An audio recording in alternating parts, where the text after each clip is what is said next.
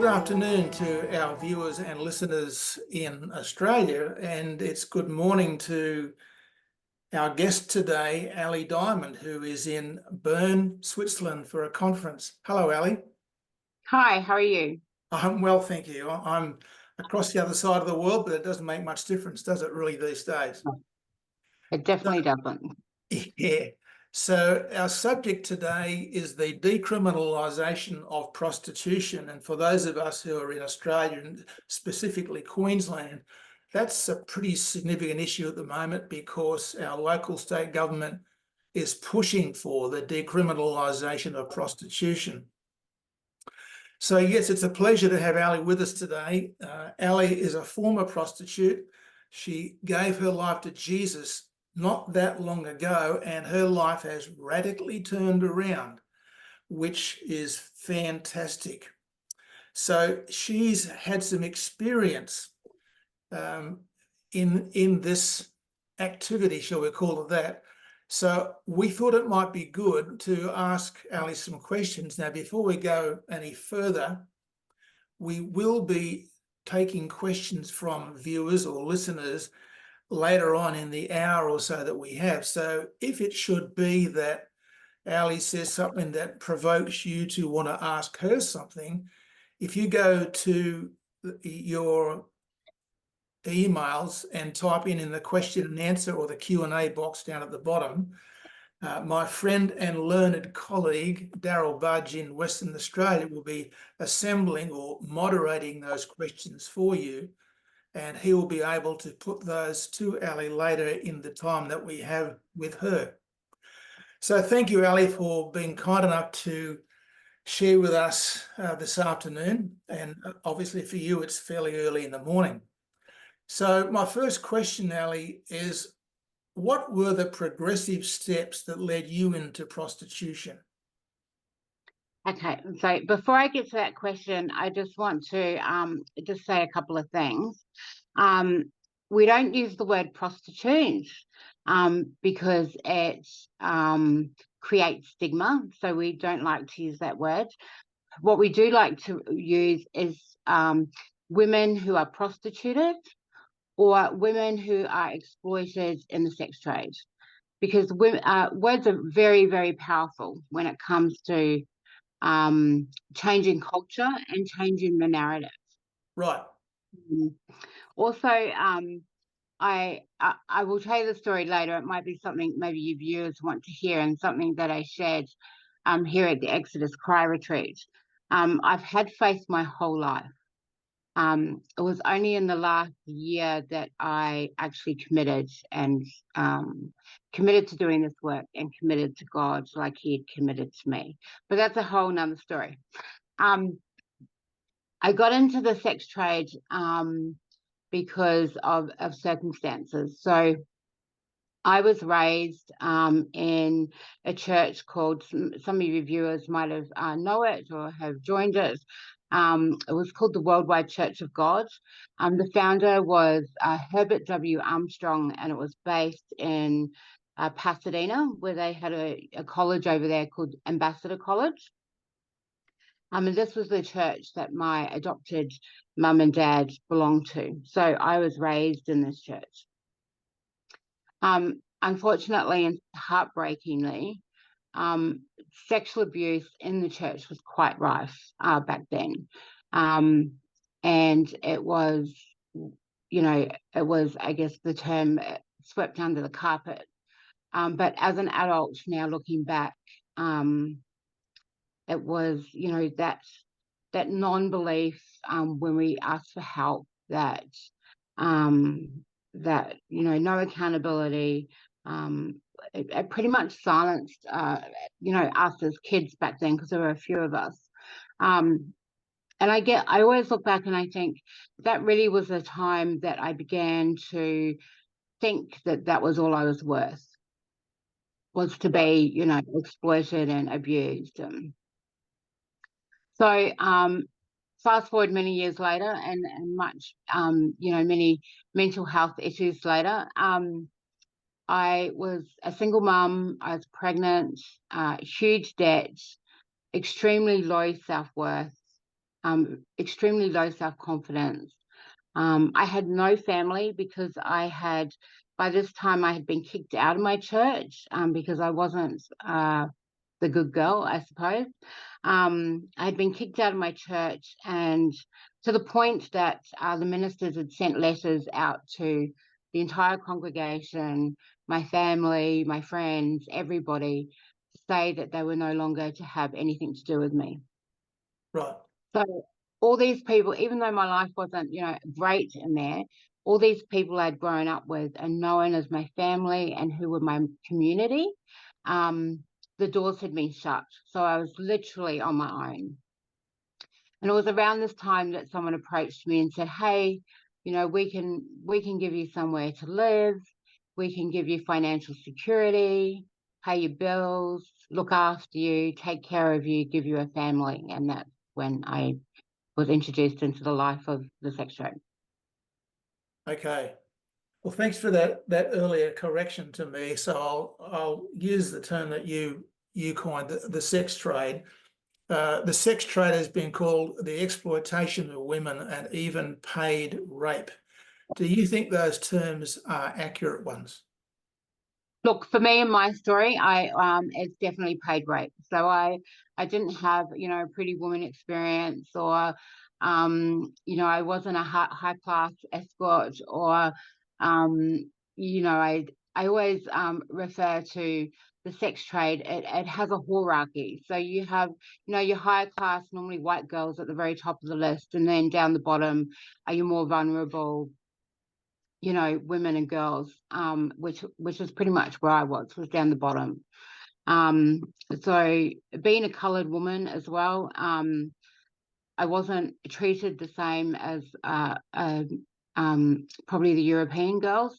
From my own perspective, the European girls were taken better care of, Right. the higher ones. Whereas us lower class girls were, I guess, I don't know what they call it. When they say something in the bottom of the barrel, I think that was pretty much yeah. Yep. So you mentioned that you had faith before, but it's in these last 12 months you've committed your life to the Lord. So what changes has that meant for you? Look, I've always, because I never really had a dad, like I had my adopted dad, but not really a good dad. I always used to talk to God like he was my dad. So I've always been very, I guess I've had great communication with him. I've even had tantrums when I haven't got my own way, and, belted my feet up and down when he's taken too long to give me something, and, been quite frustrated. But he's always been there for me and looked after me, and taught me some amazing lessons, patience probably being the big one. So about 8 months ago, I had the honour of going to the Exodus Cry Retreat in Lake Tahoe. And it was an incredible experience for me. Right. So I just want to give you a run up to the story of how I got baptized, because then that kind of goes into what has changed. Yep. And sitting in the back of the room, I was looking for an escape to get out of the room, because, the Americans are very, I mean, I'm sure some Australians are too, I just haven't seen any, but Americans are extremely expressive when they're worshipping. Right. And I'd always been taught from the church that any expressions, outside of the norm was a sin, like you were in the wrong place. Right. Like if you were in a church where people were being expressive, you were in the wrong church. So I was at the back of the room looking for a quick escape to get out, but something kept me there. And all of a sudden, I just felt this incredible, unconditional love, peace, safety, and I felt like God called me home. Like Right. I felt like He'd brought me home. Sure. And so in that moment, I asked if they would baptize me, because I wanted to commit to God like He had to me. So since then, I'm a bit of a talker. Since then, there's been a lot of changes. So the Exodus Cry team came over to New Zealand and Australia. They brought over the Buying Her screening. Yep. And out of that, we have some incredible women who have stepped up to support our nonprofit, Wahine Toa Rising. And they're going to Montreal to learn more about how to become more vocal in this movement and in this space, which is incredible because, you know, New Zealand has full decriminalisation. So the more survivors we have over there speaking up against it, the better. Sure. And there's just been lots of doors opening. Like it's like now I've surrendered and I'm listening to God and I can feel him. He's opening doors and directing me into certain places where I need to be. Excellent. So just thinking of the fact that a large proportion of our listeners are obviously parents of children, what do you think now that parents should have in place in their home and family so that children are less likely to choose a lifestyle that's immoral? Look, unfortunately, I think that you can give your kids the greatest parenting, and this is hard, you know, because I'm a mother as well. I'm a single mum. I have 9 kids, and I'm always, because I've been through so much, I'm extremely vigilant with them. But I think I described it, you know, last night in my speech, and I was saying, you know, God loves us unconditionally. He gives us everything we need, you know, the tools, the education, the support, the community, you know, he gives us everything. He's a great dad, right? But we've got the perfect parent, and we still don't make good choices. Right. Yep. Good. So you can be the perfect parent, but outside influences can decide how your children will choose. So there's a lot of outside influence. So we can't wrap our kids up in bubble wrap and lock them away. Which, but with me, I would love to do. You know, we can't stop them from accessing technology, which again, I would love to do, because I think that's our biggest problem right now. So, you know, what I'm doing with my kids is I have my youngest one is 10, and he keeps saying to me, "Mum, I really want a phone. All my kids have got a phone.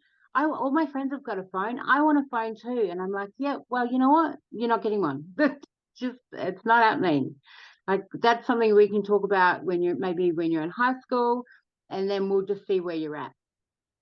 I think keeping smartphones away from them as long as possible is important.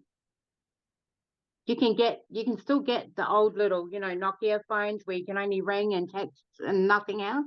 I think those are the best ones for the kids if you need them to have a phone. But I think the biggest thing is you just got to love on them unconditionally. Make sure you always have an open door for them, so that if an outside influence does come in and disrupt them, then they know and they trust that they can come to their mum and dad and say, "Hey, you know, this is happening. It doesn't make me feel good. What's going on?" So you need to keep those open communication all the time, like all the time. Like if your child comes to you and says, "Oh, you know, this boy tried to kiss me today," or something, don't go, "Oh," and have give them a big lecture about it. Because when you do that, you shut the door. So you need to sit down and have a chat with them, and open, honest conversations. But really, one of the things that we have to consider is the children's peer group, isn't it? Yeah, but it's not only the peer group anymore. It's everything. It's social media. It's advertising. It's internet. It's everything. So when our state government here in Queensland wants to decriminalise prostitution, and they say they want to make it safe, whatever make it safe means, is that really possible? About as safe as making murder safer, or rape safer, or taking drugs safer, or getting drunk safer, or it's not. No, it's not. You, you've got, I mean, look, I'll let you have your own perspective on it, right? So, Sure. you're just imagine that you are in a brothel or on the street. You have no money, you're broke, you have 2 kids that you're trying to feed and put a roof over their head. You're desperate for money. And a man comes up to you, he's had a bit to drink, he's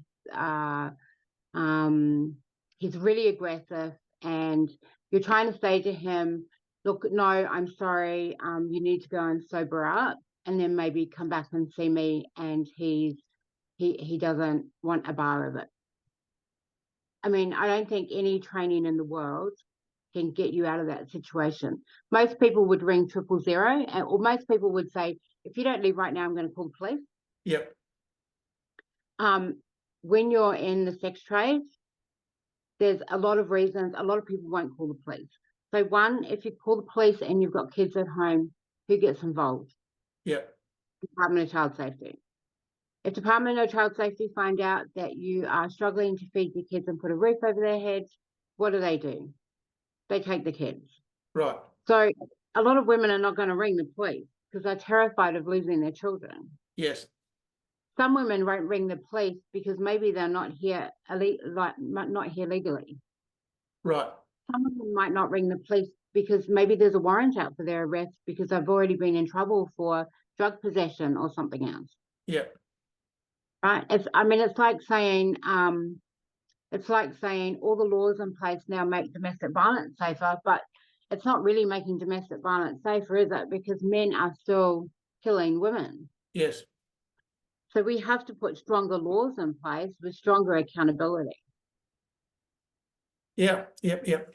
So with this proposed legislation, it would mean that brothels would operate like any other business, so that the sex trade could be advertised on billboards and shop fronts and neighbourhood signs. Hotel and motel owners would not be permitted to refuse accommodation if they reasonably believe the room will be used for the sex trade. Does that sound like a good idea to you? Look, I think the key here is to remember that women absolutely should be decriminalised because many of them are not there by choice or from little to no choice, Right. Or because of a trauma in their past. So I think that's important. Decriminalising the women is absolutely crucial and absolutely a non-negotiable. But decriminalising the buyers and the pimps and the managers and the brothel owners and criminal organisations who I can guarantee are going to buy brothels is not a good idea. Yeah. Yeah. So we found out over the last 10, 15, 20 years in Australia that there are links between the sex trade and organised crime. Is that what you've observed? So I was in the sex trade and under organised crime. They were my higher up, even though I didn't have dealings with them one-on-one. We knew they were there. So, they would come in once a week and collect the money and have a few drinks with the boss, and then they'd leave. You know what I mean? So they're not in there, but they're there, if that makes sense. Right. And you wouldn't know who they were because they didn't want you to find out, I can only assume. I knew who they were, but I'm not going to say who they were because if I say who they were and it gets back, then that puts my life at risk. So Yes. I won't say that. I definitely knew who they were. So do you also think there are links between the sex trade and sex trafficking? That is, girls and women being secretly moved around the world, sometimes against their will, in the form of sex slavery. Okay, so here's another one. You're getting lots of lessons today. You are. So Yep. Sex trafficking is so much more than women coming in from overseas. And I think this is where we fall into the trap of, I hear a lot of people in Australia say, oh, sex trafficking does not happen here. Well, Yes, it does. So sex trafficking is not only women who are brought in from overseas and moved around the country. Sex trafficking is also localized trafficking. Localized trafficking are women who are being coerced or exploited, or who are there against their will, Right. or children. So children are not underage prostitutes and are not underage sex workers. Children are being sex trafficked. It's Okay. child sex trafficking. So Okay. I just want to make that clear when we're talking about sex trafficking, that there is localized child sex trafficking and then your international global trafficking of people coming in the country. Yeah. The other thing, and so in answer to your question, is trafficking. The trafficking of women and happens in massage parlors. Right. Yeah. So the demand creates trafficking, which happens in the parlors. Okay. So if there were no male buyers, there'd be no sex trade, would there? And Well, no, because the men create the demand. yeah. So what if it was an offence to offer money for sex, which the Nordic model that FamilyVoice favours was made law? Look, I think it would decrease, right? Because if men are being held accountable to their actions, or buyers are being held accountable, I don't like to say men all the time because I feel like I'm attacking men, and I know not all men are naughty, so I just want to clarify that. That's all right. If we hold men accountable for their actions, then they're less likely to go somewhere where they're not supposed to go, right? Yeah. Like a child. Like if a lot of your listeners are parents, I mean, you think about your kids, right? If your child makes a poor decision, you hold them accountable. Yeah. Right? We always make sure that there's consequences in place for our kids. Like if you make this choice, this is going to happen. And if you go that way, that will happen. Yes. We teach that to our kids, right? Yeah. Unfortunately, there's a lot of men out there who have not learned that lesson. Yep. True. So, and you were talking earlier in the early part of our interview that you were actually manipulated by the fact that you were really needing money and that no one in your local community would support you. So having the unfortunate childhood where you were adopted by two adults who were not your biological parents, and then finding yourself in a situation of great vulnerability in that so-called church that you're part of, all of that meant that you were instantaneously in a fairly vulnerable situation right from the get-go. And so, and then when someone came along and said, "Hey, Ali, we can help you, we can pay your bills, we can put a roof over your head," all of a sudden that scenario really appealed to you because you were a lady in quite a bit of need right away anyway. Look, my whole life I had been looking for love. Yeah. My whole life I've been looking for love, somewhere to call home and somewhere where I belonged.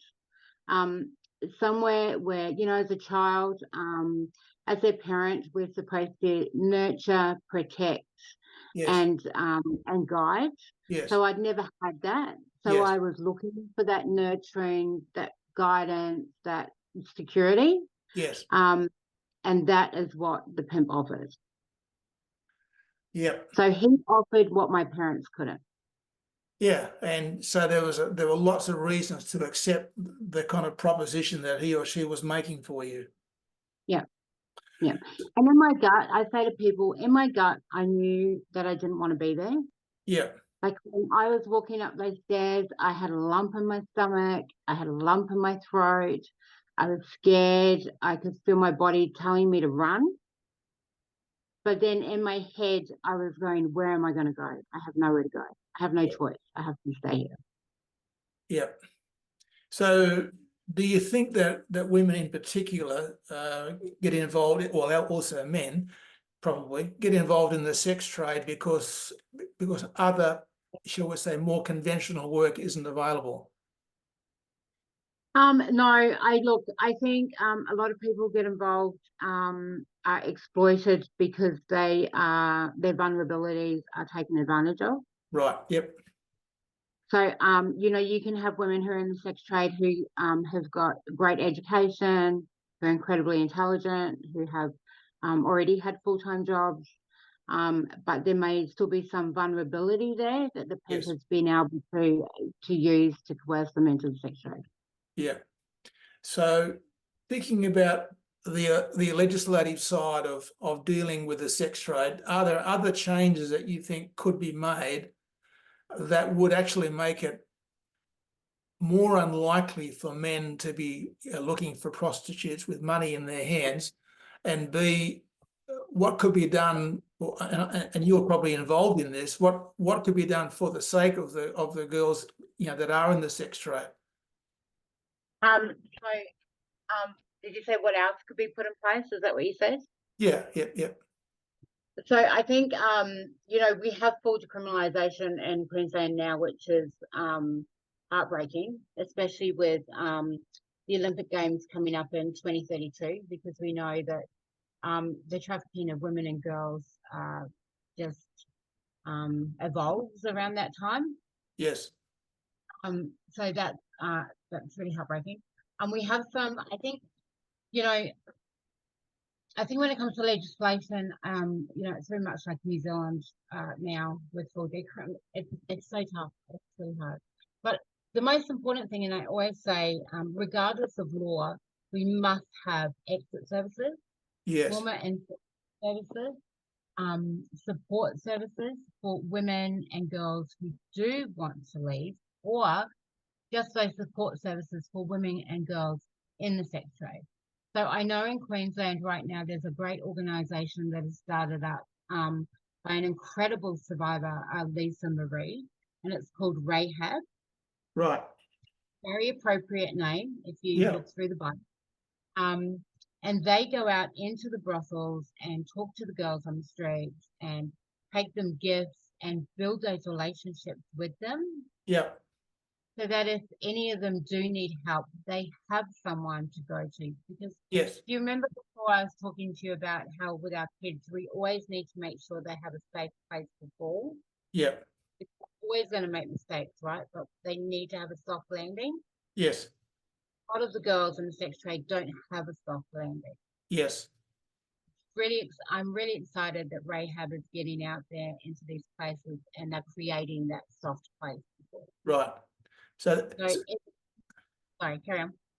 So that's an opportunity for people who are listening today to even be in touch with that organisation, Rahab, and to consider how they might be able to assist girls who are in that vulnerable space, maybe even that they are involved in, or they may be involved in it soon, just as a source of income, obviously, if they want to be involved in caring.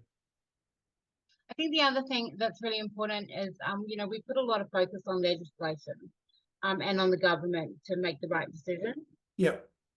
The government aren't always going to make the right decision. Yes. So we can't sit there and go, they made the wrong decision, now it's going to get worse. Because we as a community need to have some responsibility when it comes to these things. Yeah. So if we can't change the legislation, we can still support the women. Yeah. So if it's not Rahab that you want to do, maybe it's that you feel called to, start your own nonprofit to begin support services. It might be that you feel called to support another organisation to build a safe house like ours, Wahine Toa Rising, or also WEEP, Women Ending Exploitation by Prostitution. So there's all these great little projects that are happening right now that you can absolutely get involved in, or you can go and do something, of your own. Yeah. Well, just speaking of that, you probably be aware that in northern Queensland, there's a city called Gladstone, and the Gladstone was named after a British Prime Minister. His name is William Gladstone, of course. Well, Gladstone was a Christian man, and Gladstone was doing the very thing you're talking about, in that he was personally, with his wife, personally involved in getting girls in the sex trade off the street and taking them into their home and caring for them so they could be prepared to go and do normal kind of work. So that's pretty bold, and it's pretty much right out there, because that's a pretty radical thing to do, especially if you're in a public place of prominence or position of prominence, and you're really very cautious about how much association you'd want to have with something that seems really a little bit off the edge.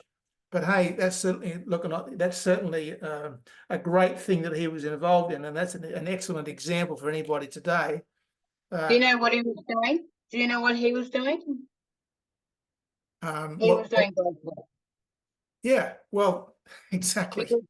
Because Jesus didn't go, you know, with you know, was it Rahab? Jesus didn't go, oh, you know, she's a little bit off, you know, she's not our normal, you know, person that we associate with, so I'm not gonna, you know, talk to her. Yeah. What did he do? He loved on the meek and the poor and those that were vulnerable more so than the ones who didn't need it. Absolutely. Should we not be doing the same thing as Christians? And if we're not doing that, if we are being judgmental and going, oh, I just don't know, then perhaps we're not being true to our Christianity. Well, I think you made a very important point, Ali, in that you are being quite rightly confrontational, and I appreciate that. I think most of our listeners would as well. So just talking now to our colleague again, Daryl. Daryl, do you have any questions that are coming in from our viewers that you could put to Ali this afternoon?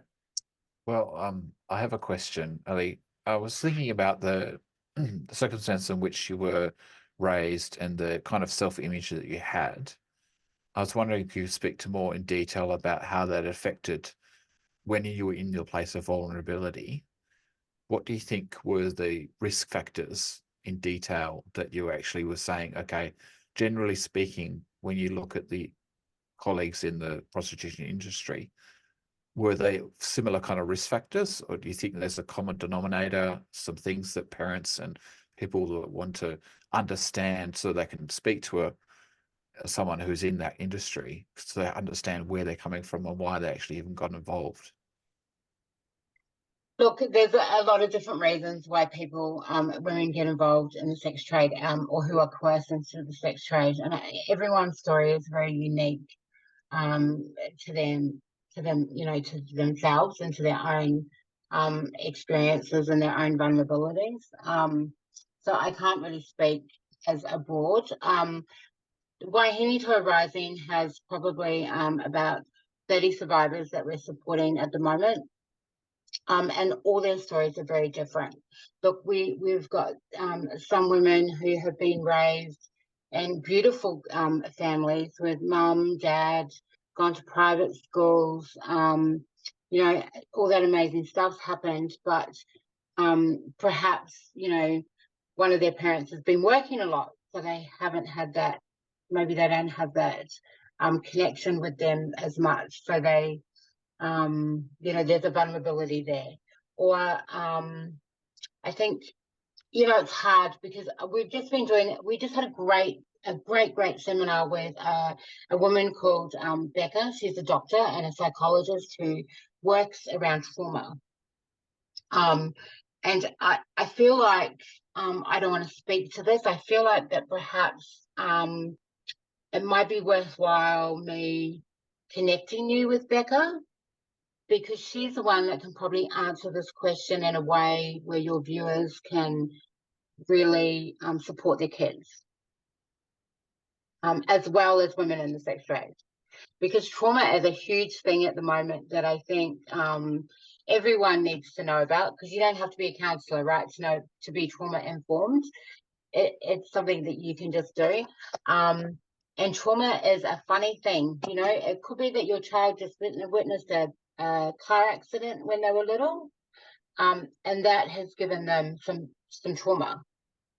And then it's the trauma when they're older that is that vulnerability to being exploited or coerced. So it's a very in-depth topic, and I just feel that maybe I connect you with her, and then she would be a great one to answer all those questions. Yeah, awesome. Cool. Another question is, what do you tell your children to build instill in them a sense of dignity and that they're created in God's image? What is it, knowing what you know about your vulnerabilities and what you were taught in that former so-called church? What do you think you pass on to your kids personally? So I think the biggest thing that I pass on to my kids is knowing their worth and respecting who they are. Being proud. I teach them to be proud, to stand in their truth, and to be honest. You know, I see a lot of, and you may have heard about this, I see a lot of schools, especially, because I have 9 kids, right? So I've seen a lot. But schools especially, I've seen, you know, I remember my daughter was at school and she came home and she was in tears. And I was like, well, what's going on, honey? She was like, Mum, this boy at school called me a whore. And I was like, well, that's not okay. And she goes, I know it's not okay, but I told the teacher and they said, oh, don't worry about it. He's just being a boy. You know, so it's those sort of maybe innocent comments that actually instill into our kids that behavior is okay. So it's really important that if your child comes home and says to you, Mum, you know, this boy did this to me, or, you know, this girl did this to me, or even, you know, even maybe the teacher has said something, or maybe the teacher has looked at her in a funny way and just made her feel uncomfortable, don't dismiss it. Like, listen and then follow it through so she can see that she is worthy of that time and attention and investigation to find out exactly what has happened. And for that person, if something has happened, to be educated maybe or held accountable. Another question is, can you tell us more about your ministry and what you're intending to achieve in it? Tell us just briefly what it is, and then how we can be a part of what it's doing, and then suggest, you know, what are the things that people can do for women who are involved in this? Like you suggested talking about taking them gift packs and building relationships with them. What's all the different ways in which you can actually build a bridge with somebody who's in that situation?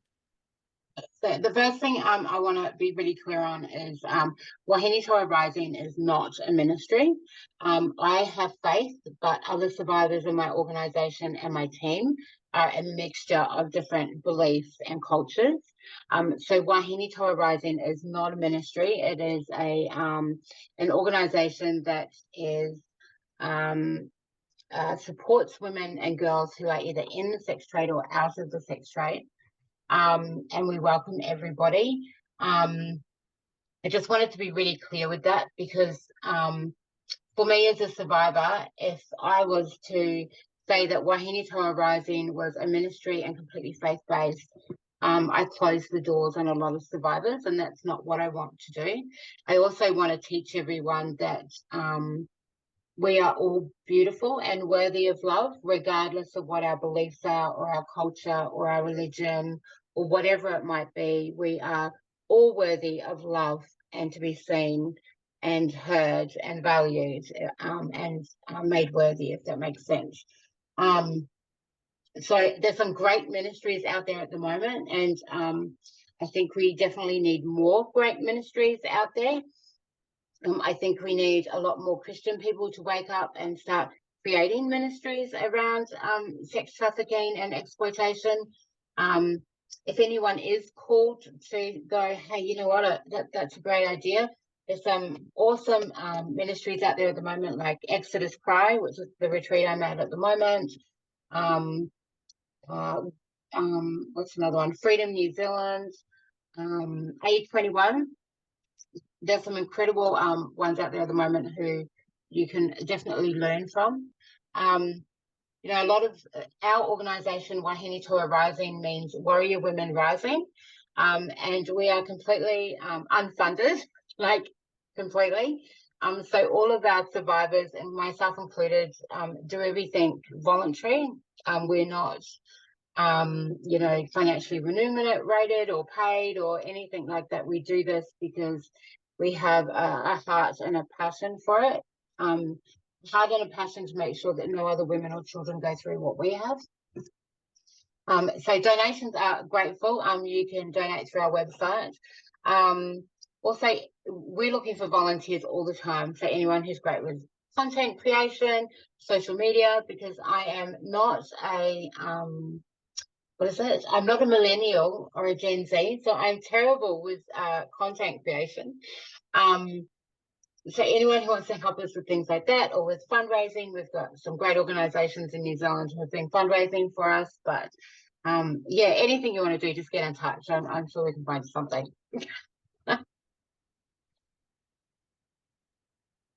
Well, Andrew, I don't know if there are any other questions that come to mind or on the Q&A thing. So, Andrew, do you have some more? No, I think those points that you've raised are very helpful there. And I think, to be involved, like be people at home sitting at home thinking, well, I don't mind being involved in some media work or some fundraising or some Facebook or those things that are not, shall we say, the hands-on side of it, but all because of our modern media today, our modern means of communication, all of those things are relevant because you really need a whole package of assistance. And I think what she's talking about, Ali's talking about, is trying to form support for these girls and ladies who are across, which is kind of across the board, that deals with them personally, but also deals with the whole nature of what's happening around them. So that, and quite possibly one of the best solutions for them, ideally, is to be involved with Christians and churches locally that can come alongside them and assist them. Obviously, it's important that it be properly supervised so that they don't find themselves in a nasty situation. But nonetheless, this is, Jesus said to his disciples, "You are the light of the world, you're the salt of the earth." Well, this is right down in the nuts and bolts of what Christians can be involved with. And as you pointed out, Ali, Jesus talked to a woman who was in a most unfortunate situation. There were plenty around her who were ready to kill her, and he didn't want that to take place for numbers of reasons I won't go into now. But one of them was that was unjust, and that lady was probably being exploited anyway. So what we do have is gotta love on them, no judgment, just love on them. Yeah. Thanks. So and don't go in there. The other thing is, the other thing is, don't go in there and go, "Oh, you need to exit. What you're doing is not okay. This is shameful. This is a sin. You need to get out." You cannot do that, because if you do that, you will close the door. What they're doing is not a sin. What is happening to them is a sin. Right. Thank you. Well, thank you once again, Ali, for contributing this afternoon. It's not the most common thing that we talk about, but it is nonetheless, Jesus had a lot to say about people, as you pointed out, who were oppressed. In fact, he came to deliver those who were oppressed. And I'm sure most of our listeners would agree with me that women in the sex trade, a large proportion of them are oppressed women, and for that reason, there is a great opportunity for us as Christians to be involved in working with them and caring for them, as you've been doing yourself. So, do you have any closing comments, Ali, to make before we finish our discussion with you this afternoon? I'm going to answer this question from Joe. Thank you, Joe. I really appreciate your calling me inspiring. I'm still learning to take a compliment. How do I protect my children from the false messages about sex we get from society, e.g. the media? Yeah, it's a nightmare, isn't it? I was saying to my kids the other day that sex is not a right, and it's not the be all and end all like the media likes to make it out. Like, it seems to be like sex is the focus of everything at the moment. So I think it's really about having open and honest conversations with them, reminding them of their worth, and reminding them that it's okay for them to say no. If they're not comfortable, they can say no. It's okay for them to turn it off if they don't want to look at it. It's normal if they feel uncomfortable looking at it, but it's important that they talk to you about it and how they're feeling. That's that open communication. So just really always have that open communication with them.